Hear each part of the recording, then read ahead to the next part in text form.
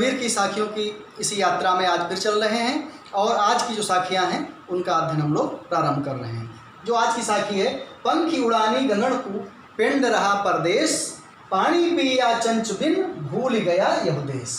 ये कबीर की उलटवासी है। उलटवासी उसे कहते हैं जहाँ पर कार्य और कारण उल्टे होते हैं। समझ रहे हो?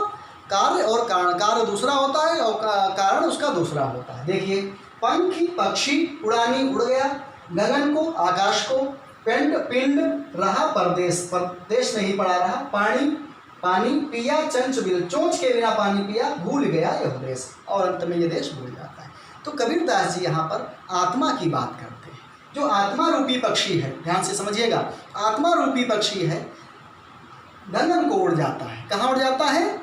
गगन को, आकाश को उड़ जाता है। जब आत्मा शरीर को छोड़ती है तो आकाश की ओर चली जाती है। और पिंड रहा परदेश, इस देश में, संसार उसका परदेश है क्योंकि उसका मूल जो देश है वो तो परमात्मा का घर है।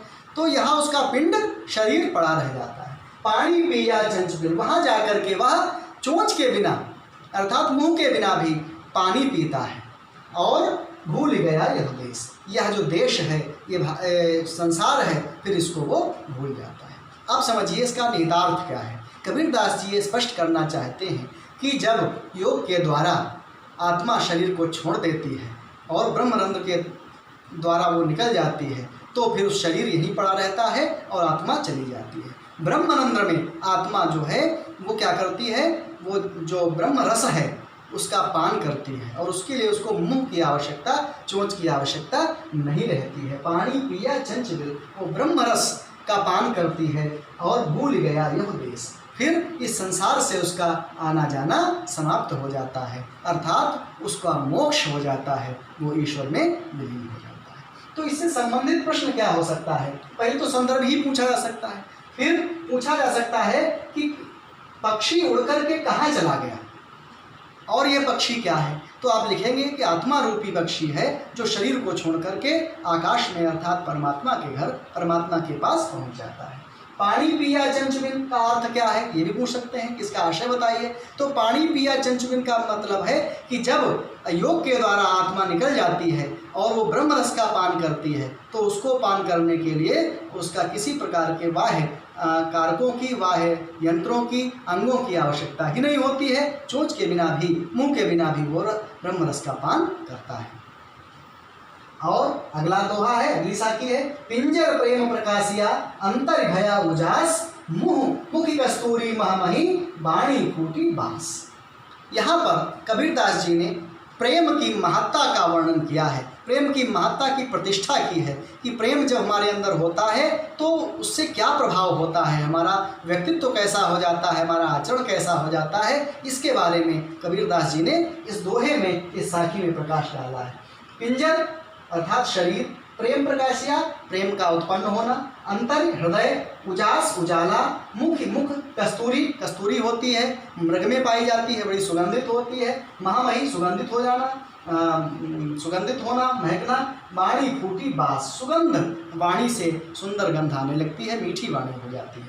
अब इसका अर्थ व्याख्या समझ सकते हैं। पिंजर प्रेम प्रकाशिया, कबीरदास जी कहते हैं कि जब हमारे अंदर, हमारे शरीर में, हमारे हृदय में क्या होता है कि प्रेम का प्रकाशन होता है, प्रेम उदय होता है, प्रेम का भाव जागृत होता है तो अंतर भय, सारा अंतस्थल, सारा हृदय उजाले से भर जाता है, प्रकाशित हो जाता है, उजाला हो जाता है हमारे अंदर। फिर मुख कस्तूरी महिमही, उसके प्रभाव से, प्रेम के प्रभाव से हमारे मुख से सुगंधित सांसें निकलने लगती हैं, अर्थात हमारा जो बोलना है, हमारा मुख है, सब लोगों को प्रिय लगने लगता है। और वाणी फूटी बास, हमारी जो वाणी है, हमारी जिह्वा है, उससे मीठे वचन, सुगंधित वचन निकलने लगते हैं, अर्थात हम जो बोलते हैं वो अच्छा बोलते हैं, श्रेष्ठ बोलते हैं, क्योंकि हमारे अंदर प्रेम का भाव होता है और वही भाव वाणी के द्वारा सुगंधित होकर के, मधुर होकर के वाणी के द्वारा निःसृत होता रहता है। इससे क्या पूछा जा सकता है? संदर्भ पूछा जा सकता है, छंद पूछा जा सकता है, कौन सा छंद है, दोहा छंद है, कौन सा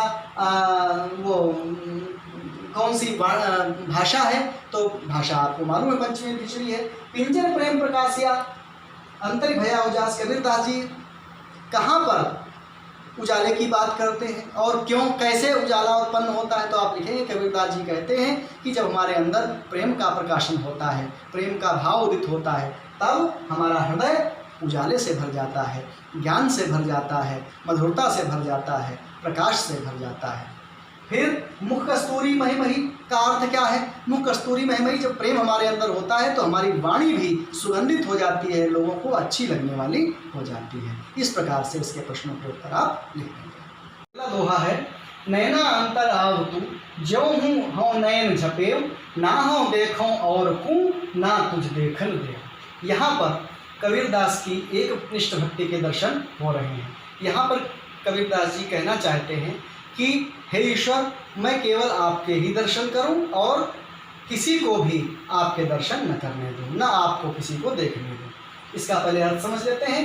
नैना नेत्रों में, अंतर अंदर, आवतु आना, ज्यों हूँ जैसे ही, वैसे ही, मैं हूँ का अर्थ हो मैं, नयन झपे हूँ नेत्रों को बंद कर लूँ, ना हूँ ना तो मैं देखूँ और हूँ और किसी को, ना तुझ देखने दूँ और न तुझे किसी को देखने दूँ। अब इसका अर्थ समझ लीजिए। कहना चाहते हैं कबीरदास जी कि हे परमात्मन, हे प्रियतम, आप जैसे ही मेरे अंतर आ जाएं, मेरे नेत्रों में आएंगे, मैं अपने नेत्र बंद करूँ। अर्थात नेत्र कोई दरवाजे हैं और नेत्र की पलकें दरवाजे हैं और नेत्र कोई घर है। तो ईश्वर का प्रवेश जैसे ही नेत्रों के माध्यम से अंदर हुआ और कबीरदास जी ने नेत्र अपने बंद कर लिए, ये उनका भाव है।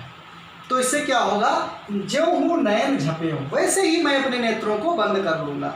फिर ना हो देखो और को, ना तो मैं किसी और को देखूँगा, ना तुझ देख लूँ और न तुझे किसी को देखने दूँगा। कबीरदास जी ये चाहते हैं कि ईश्वर केवल मेरे होकर रहें और मैं ईश्वर का होकर रहूं, और किसी को यहाँ पर कोई एंट्री नहीं है, किसी के प्रति कोई और भाव कबीरदास का न रहे, ये भाव वो व्यक्त करना चाहते हैं। केवल ईश्वर का सानिध्य, ईश्वर का प्रेम, ईश्वर का अनुराग प्राप्त करने की कामना उनके अंदर है। तो अगला दोहा है, कबीर हर रस यों पिया बाकी रही न था कि पाका करस कुम्हार का बहुर न चढ़ी चाक। यहाँ पर उदाहरण देते हुए एक बात समझाई है। कबीरदास जी कहना चाहते हैं कि मैंने जब परमात्मा को प्राप्त कर लिया तो उसके बाद हमारी जो स्थिति हो गई है वो परिपक्व अवस्था पर पहुँच गई है। अब हमारे अंदर कोई भी किसी प्रकार का कोई दुर्गुण, कोई अवगुण, किसी प्रकार की कोई विषय वासना शेष नहीं रह गई है। अब इसका अर्थ समझ लेते हैं। हरि रस, ईश्वर का रस, ईश्वरीय रस, बाकी रही न थाक। थाक का अर्थ शिथिलता, थकान, कच्चापन, कुछ भी नहीं रहा। पाका पका हुआ, परिपक्व हो गया। कलश, कलश जानते हैं आप, घड़ा। कुम्हार, कुंभकार। बहुर, दोबारा। चढ़ई चाक, चाक जो जिस पर बर्तन बनाता है उस पर दोबारा नहीं चढ़ाया जाता है। कहना चाहते हैं कबीरदास जी कि मैंने इतना ईश्वर के रस को पान किया है, इतनी अच्छी मात्रा में, इतनी ज़्यादा मात्रा में हमने ईश्वर का रस प्राप्त कर लिया है, ईश्वरीय आनंद प्राप्त कर लिया है कि मेरे अंदर किसी प्रकार की कोई शिथिलता शेष ही नहीं बची है, किसी प्रकार की कोई कमी शेष ही नहीं बची है। अब वही भाव आ गया है जैसे जिस प्रकार से पाका कलश कुम्हार का, जो कुंभकार है पहले कच्चे घड़े बनाता है और जब तक कच्चे रहते हैं तो उनको बहुत अच्छी तरीके से पीटता है, फिर शेप देता है, आकार देता है, लेकिन जब वो पक जाते हैं आवा में रख करके उसके बाद उसको चाक पर दोबारा नहीं चढ़ाया जाता है। तो कहना क्या चाहते हैं कबीरदास जी कि जिस प्रकार से कुंभकार का पका हुआ कलश, परिपक्व कलश पुनः चाक पर नहीं चढ़ता है, उसी प्रकार मेरे अंदर की सारी कमियां दूर हो गई हैं, क्योंकि मैंने ईश्वरीय आनंद को प्राप्त कर लिया है, मैंने ईश्वर को प्राप्त कर लिया है। अब मेरे अंदर किसी प्रकार की कोई थकान, कोई शिथिलता, कोई न्यूनता शेष ही नहीं बची है और मैं परिपक्व हो गया हूँ। भाव ये है कि कबीरदास जी ने कोई भी व्यक्ति स्पष्ट किया है कि कोई भी व्यक्ति जब ईश्वर को प्राप्त कर लेता है तब वो मोक्ष को प्राप्त हो जाता है और संसार रूपी चाक पर दोबारा नहीं आता है, उसका आवागमन बंद हो जाता है। हेरत हेरत हे सखी रहा कबीर हेराए, बूंद समानी समद में सोकत हेरी जाए। देखिए हेरत हेरत, हेरत हेरत का अर्थ हुआ ढूंढते ढूंढते। हे सखी, सखी को संबोधित करते हुए कहते हैं कबीर भी गायब हो गया है।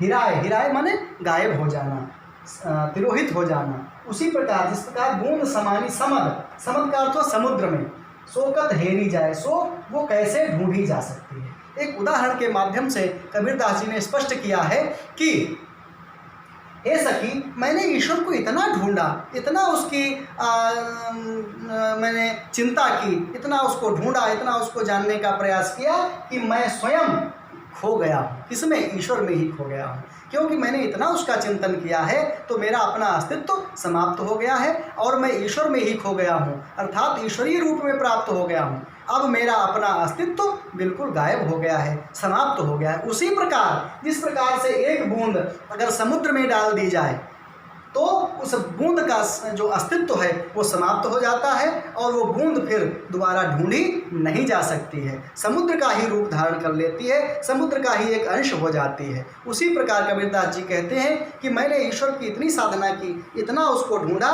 इतना उसको उसकी तपस्या की, इतना उसकी याद की, स्मरण किया कि मैं स्वयं ईश्वरमय हो गया हूँ। अब मेरा अपना सब अस्तित्व समाप्त हो गया है, अब मैं ईश्वर में ही हो गया हूँ, विलीन हो गया हूँ। यहाँ पर उदाहरण अलंकार है, इसके पहले वाले दोहे में भी उदाहरण अलंकार है। कबीर अगला दोहा देखते हैं। कबीर यहु घर प्रेम का, खाला का घर नाही, शीश उतारे हाथ करी, सो बैठे घर माही। देखिए, यहु घर प्रेम का, खाला, खाला मौसी साधारण भाषा में कहा जाता है, लेकिन जब कोठों पर जो बाहर बैठी रहती थी महिलाएं, जो वयोवृद्ध थी, जो आने वाले ग्राहकों से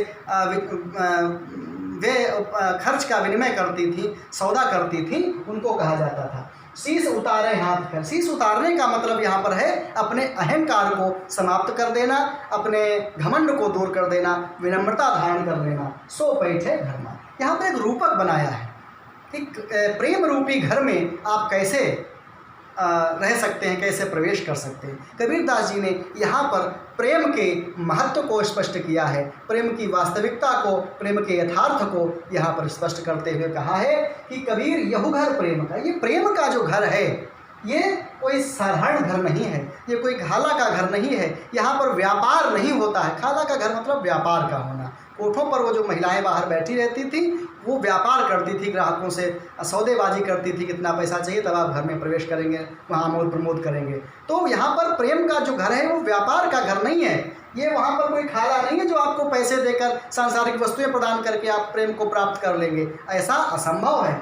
वहाँ पर प्रवेश करने की एक शर्त है, क्या है? शीश उतारे हाथ करें। आप अपने अहंकार को जो अकड़ कर चलते हो, शीश सीधा करके, विनम्रता धारण करके आपको चलना है, हाथ करें, शीश हाथ में ले लेना है, अर्थात आपको विनम्र हो जाना है, आपको विनीत हो जाना है, आपको सरल हो जाना है। जो ऐसा हो जाएगा व्यक्ति, वही इस घर में प्रवेश कर पाएगा, वही इस घर में पहुँच पाएगा। यही भाव घनानंद जी ने भी व्यक्त किया है। यहाँ पर जो भाव कबीरदास जी का है, घनानंद जी ने भी कहा है, अति सूधो स्नेह को मार्ग है, जहाँ नैक सयानप बांक में। कि जो स्नेह का मार्ग है, जो अनुराग का पथ है, वो बड़ा सरल है।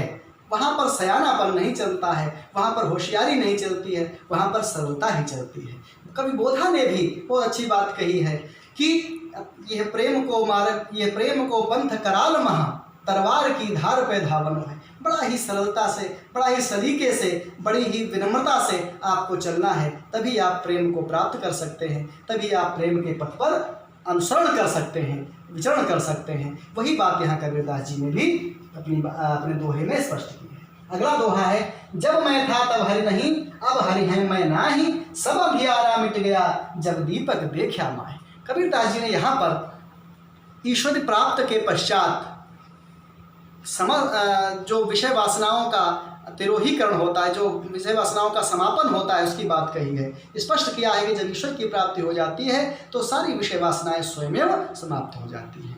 जब मैं था, मैं का अर्थ हो गया यहाँ पर अभिमान, घमंड, गर्व। तब हरि नहीं, अब हरि है मैं नाही, सब अंधियारा मिट गया, जब दीपक देखा माही। माही अंतर, हृदय में। जब मैं था, कबीरदास जी कहते हैं कि जब तक हमारे अंदर, जब तक व्यक्ति के अंदर अहंकार रहता है, मैं रहता है, मैं और मेरे का भाव रहता है, तब तक ईश्वर का वास नहीं होता है, ईश्वर का साक्षात्कार नहीं होता है। और जब जैसे ही वो अपने अंदर का अहंकार समाप्त कर देता है, अब मैं ना है, जैसे ही मैं समाप्त हो जाता है, अब हरि है, ईश्वर का वास हो जाता है, ईश्वर का साक्षात्कार हो जाता है, ईश्वर के दर्शन हो जाते हैं, ईश्वर का दीदार हो जाता है। सब अंधियारा मिट गया। और जब ईश्वर का दीदार हो जाता है, उसके दर्शन होते हैं, तो सारी विषय वासनाएं, अंधियारा जो सांसारिक विषय वासनाएं हैं, कल्मश हैं, पाप हैं, अवगुण हैं, वो निराशा है, वो सारी चीज़ें छट जाती हैं, समाप्त हो जाती हैं जब दीपक देखा ना है। और ये कब होता है? जब हमारे सारी प्रक्रिया कब होती है? जब हमारे अंदर ज्ञान की उत्पत्ति होती है। ज्ञान रूपी दीपक जब हमारे अंदर जलता है तो हमारा अहंकार समाप्त होता है। अहंकार समाप्त होते ही हमारे अंदर ईश्वर का वास हो जाता है, और ईश्वर का वास होते ही सारा नैराश्य, सारी निराशा, सारी कल्मशता हमारे अंदर से दूर हो जाती है। तो प्रिय बच्चों, इस प्रकार से इनकी व्याख्या हो गई। जब तक आप व्याख्या नहीं समझ पाएंगे तब तक आप प्रश्नों के उत्तर नहीं दे सकेंगे। इसलिए इसके अर्थ, इसकी व्याख्या को भली भांति आप समझ लीजिए, और उन पर आधारित प्रश्नों के उत्तर तभी आप सहजता से दे पाएंगे। प्रश्न जो मैं बताता हूँ उसके अतिरिक्त भी पूछे जा सकते हैं। कुछ प्रश्न पूछने वाला अपने भाव से, लेकिन आधारित आपकी इन्हीं काव्यांशों से होंगे जो प्रश्न पत्र में दिया गया। इधर उधर से नहीं पूछे जाएंगे, ये निश्चित है। तो देख सकते हैं कि इस दोहे में जब नीचे इसमें ही देख सकते हैं, जब मैं था तब है नहीं, अब हरि है मैं ना है। ईश्वर कैसे मिलता है कबीरदास के अनुसार? तो ईश्वर की प्राप्ति कैसे होती है? अपने अहंकार को मिटाकर ही ईश्वर की प्राप्ति होती है। सब अंधकार किस प्रकार मिटता है पूछा जा सकता है। तो सब अंधकार जब हमारे अंदर ज्ञान का प्रकाश जागृत होता है, जब हमारे अंदर ज्ञान उत्पन्न होता है, तो सारा अंधकार, सारी निराशा, सारा ज्ञान समाप्त हो जाता है। कबीर यह घर प्रेम का खाला का घर ना है। कबीरदास जी प्रेम के घर को क्या मानते हैं? तो प्रेम के घर को बड़ी ही सरलता का घर मानते हैं, बड़े ही अनुशासन का घर मानते हैं, बड़े ही सिद्धांतों का घर मानते हैं। यहाँ पर शीश उतारने का आशय स्पष्ट कीजिए। तो शीश उतारने का मतलब है अपने अहंकार को समाप्त कर देना, सरलता अपने आचरण में लाना।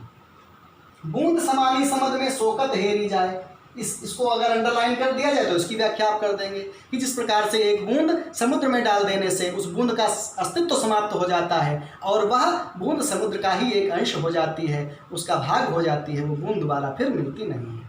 पाका कलश कुमार का बहुर चढ़ई चाक, इसका अर्थ क्या हुआ कि कबीरदास जी कहना चाहते हैं कि जब कुंभकार घड़े को पका देता है तो उसके पश्चात वो चाक पर दोबारा नहीं चढ़ता है। इस उदाहरण के माध्यम से वो भाव व्यक्त करना चाहते हैं कि व्यक्ति को जब ईश्वर की प्राप्ति हो जाती है, मोक्ष की प्राप्ति हो जाती है, तब वो दोबारा इस संसार में नहीं आता है। इस प्रकार से विभिन्न प्रकार के प्रश्नों के उत्तर इस पर पूछे जा सकते हैं। जब आप इसकी व्याख्या समझ लेंगे तो निश्चित है कि आप इन प्रश्नों के उत्तर दे सकते हैं।